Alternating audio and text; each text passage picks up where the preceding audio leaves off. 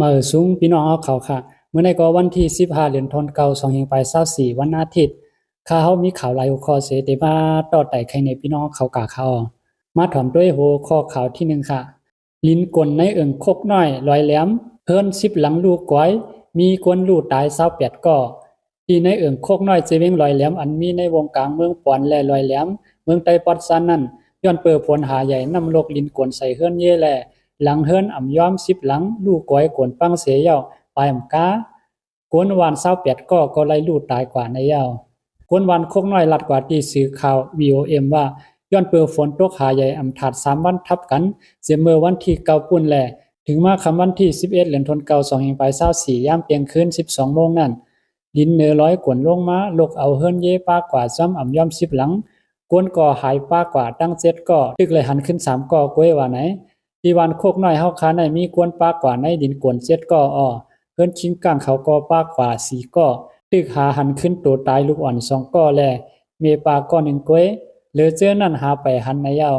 กวนวัน10ลัดนี่แทงว่าตีวันอิงเขตเอิงโคกน้อยอันมีสำวันโคกน้อยนั่นก็ลิ้นกวนนังกันมีกวนปากกว่า21ก่อตึกหาหันโตตาย10ก่อก้วยแล้งฝนก็อ่ำนี้แลอ่ำไล่หู้ไล่โหย่อยแย้มแทงว่าไหน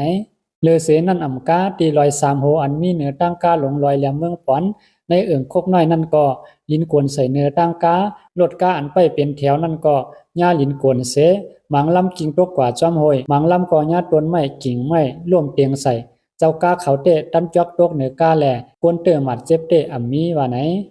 หัวข้อข่าวที่2ผู้เข้าซุ้มตับซึกย่างแหลงไล่ลองจอมนำเซียวลู่ตาย18ก่อ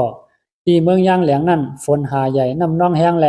ผู้เข้าซุ้มตับแกดเชเจอจัดย่างแหลง KNDF ไล่ลองกว่าจอมนำเซียวเสลู่ตาย18ก่อว่าไหนตับแกดเชเจอจัดย่างแหลง KNDF ออกข้อปืนเผาในวันที่13เดือนธันวาคม2524ในว่าป่นมาเมื่อวันที่11เดือนธันวาคม2524ยามโหค่ำนั้นผู้เข้าโฮมปางสอนปายายาในตับซึกเขากำพอง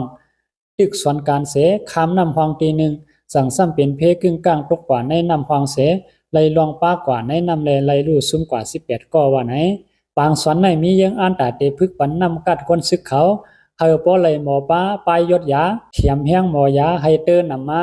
ก้วยกาซ้ำไล่เป็นเพกึ่งกลางเสไล่ลู่ซุ้มกว่าผู้เฮียนสอน18ก่อซึ่งในอยู่ที่ตับจัดเขตเสื้อจัดย่างแหลง KNDF เสยินเสหลายมองใจซ้อมปอเมพี่น้องแลก็ซึกก็หันเขาเตว่าไหนเกี่ยวลอยเพกึ่งกลางปอกในก็เตจอบจ้ำซับเสแทงเสเตปืนเผาปันปอเมพี่น้องคนเมืองตับ KNDF และตับซุ้มลูกพื้นเขาในเตสืบพึกสอนนำกัดเตคัดใส่เฮ็ดสร้างกว่าต่อโพดถึงเยื่องหมายการลูกพื้นเตคัดใส่ให้มีรองพิษเปิงมังตีสุดจ้อมหนังมอเอาปุนพรหับขามปุนพรในเยาข่าวย่างแหลงเตรียมบอกกว่าว่าในอันลู่ซึมกว่า18ก้อนั้นป้าใจสิขัน10ก้อแลยิงหัน8ก้อมือพ้องเขาตึกพึกการซึกป้ายหมอยาอยู่ที่ไผ่ตกเซเวงตีมอโซเสคำนำนั่นนำเนลอยไหลลงมาแห้งหนาแลสั่งไล่ลองป้ากว่าจอมนำมดในเยาโหคอข่าวที่3หนุ่มใจอ่อนก้อหนึ่งย่ายื้อตายจอมตั้งที่เวียงหมูเซเมื่อวันที่14เดือนธันวาคม2524ย่ำกลางค่ำ6โมงหนุ่มใจอ่อนอายุ15ปีก้อหนึ่งญาติซุ่มอ่ำหู้ฝ่ายจนเอารถเครื่องมันใจกว่าเสียมกาป่ายื้อตาย8แทงตีกองนำสาปอกกาดเวียงหมูเซจึงใต้ปอดห่องเลียนลินใต้เคคนปืนตีเวียงหมูเซลัดที่พูดต่อยฮอกว่ามันใจเมรถเครื่องเยาเสเอากว่าส่งปันตีเฮือนเจ้าของรถเครื่องตีปอกกาดนั่นเจ้าเฮือนซ้ำอ่ำอยู่มันใจหอรถเครื่องปอกมาขึ้นมายาโกนหายจำตางเสจนเอารถเครื่องกว่าเยาก็ยื้อมันใจตายกว่าคาอว่าไหนหนุ่มใจอ่อนอัญญายื้อตายนั่นซื้อห้องใจก่อนค่ำอายุ15ปีเป็นลูกชายใจยีสันแลนางซ้อนอยู่วันจันทราเจเวียงหมูเจ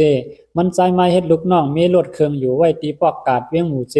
มีข้าวตังบอก2ปีเย้ายามเหลียวขับตัวใจก่อนค่ำในไล่ส่งไว้ตีห้องยาเวียงหมูเจเย้ามันใจญายื้อตีโหอกเสดูตาย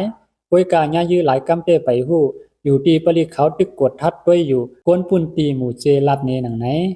คนวันคนเมืองอันถูกยึดตายในเมืองใต้ปอดของนี่ก็มีกาหลายปอกหลายกำเอาค่ะเนาะนับพร้อมแล้วค่ะอันนี้ก็พันปริเขายอบอะไรปอกค่ะเนาะอันว่าตั้งภาย